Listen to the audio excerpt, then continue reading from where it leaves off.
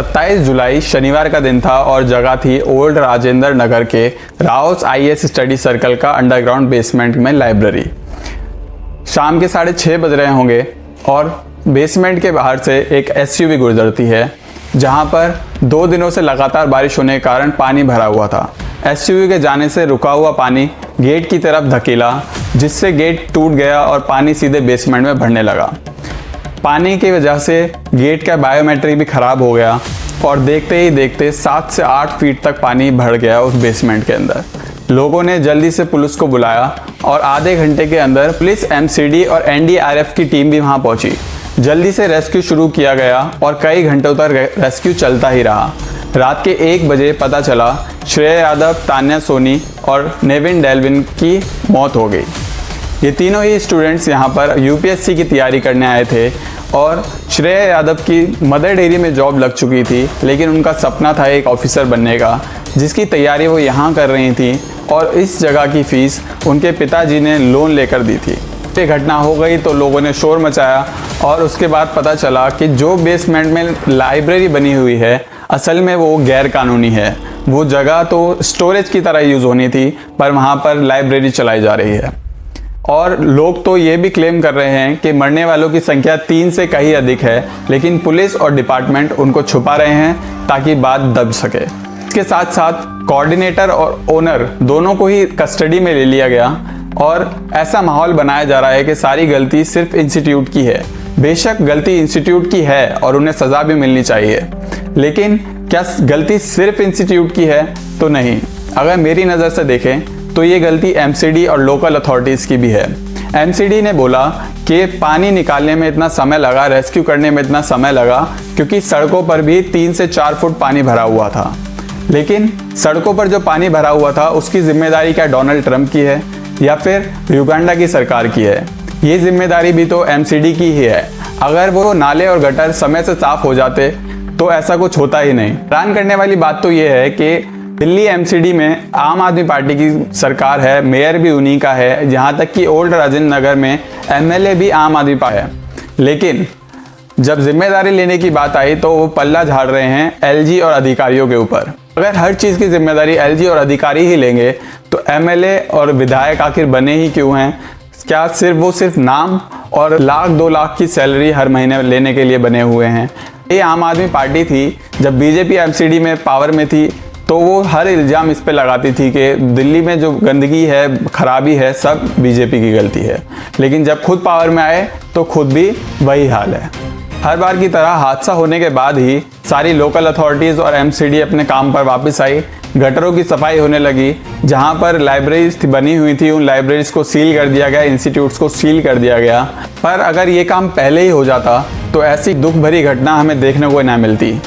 लेकिन हर जगह MCD monsoon आने से पहले गटर और नालों की सफाई कर देती है ताकि जल भराव की दिक्कत हमें देखने को ना मिले, पर यहाँ पर ऐसा कुछ नहीं हुआ।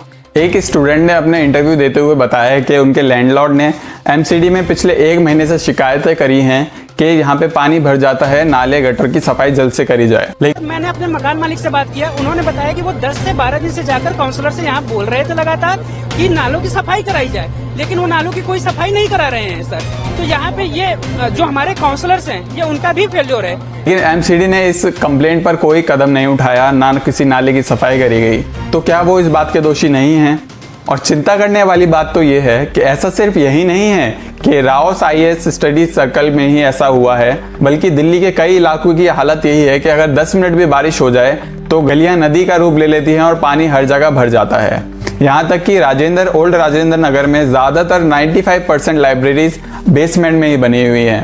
यहाँ पे मैं बता रहा हूँ 95% जो लाइब्रेरीज हैं सर वो सारी की सारी बेसमेंट में ही बनी है। आज तो एक जगह हो गया ये घटना सर, कल हर जगह पे हो सकता है। जिस इंस्टीट्यूट में ये हादसा हुआ है पता चला कि वहाँ पर कोई इमरजेंसी एग्जिट ही नहीं, ना कोई ड्रेनेज सिस्टम है।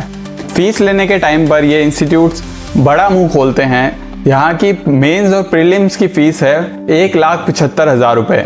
साथ ही साथ ऑप्शनल सब्जेक्ट के लिए हर ऑप्शनल सब्जेक्ट पर 55,000 रुपये एक्स्ट्रा। लेकिन सिक्योरिटी और बच्चों की सेफ्टी के लिए कोई व्यवस्था नहीं करी गई, सोचा नहीं गया। कोचिंग सेंटर ज़्यादा से ज़्यादा पैसा कमाने के लिए भेड़ बकरियों की तरह कोचिंग में बच्चों को भर देते हैं और अथॉरिटीज़ कुछ नहीं बोलती क्योंकि उनके पास आता है ऊपर से पैसा, और ऊपरी कमाई के लिए शायद वो अधिकारी बनते हैं, इन पदों पर पहुंचते हैं, और उनको जब ऊपर से पैसा आता है तो वो एक्शन लेना बंद कर देते हैं, चाहे उससे किसी की भी जान जाए, कितने भी बच्चे मारे जाएं। और ऐसा पहली बार नहीं है। पिछले साल भी मुखर्जी नगर के एक बिल्डिंग में आग लगी थी जिसमें 60 से ज़्यादा बच्चों चोटिल हो गए थे। हालांकि भगवान की कृपा से किसी बच्चे की मौत नहीं हुई थी। उस समय भी अथॉरिटीज़ बाद में होश में आई और काम पर लग गई, लेकिन कुछ दिनों बाद फिर सब ठंडा हो गया। परिवार ने अपने बच्चे खो दिए, क्या उनके सपने नहीं होंगे?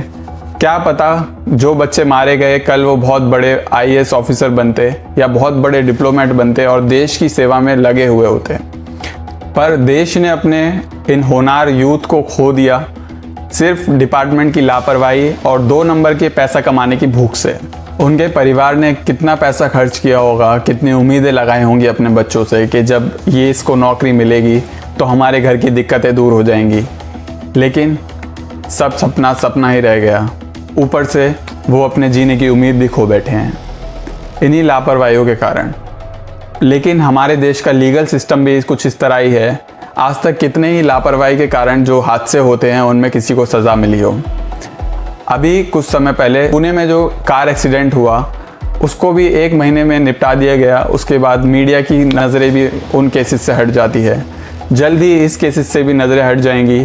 फिर से बच्चे दोबारा UPSC की तैयारी करने लगेंगे।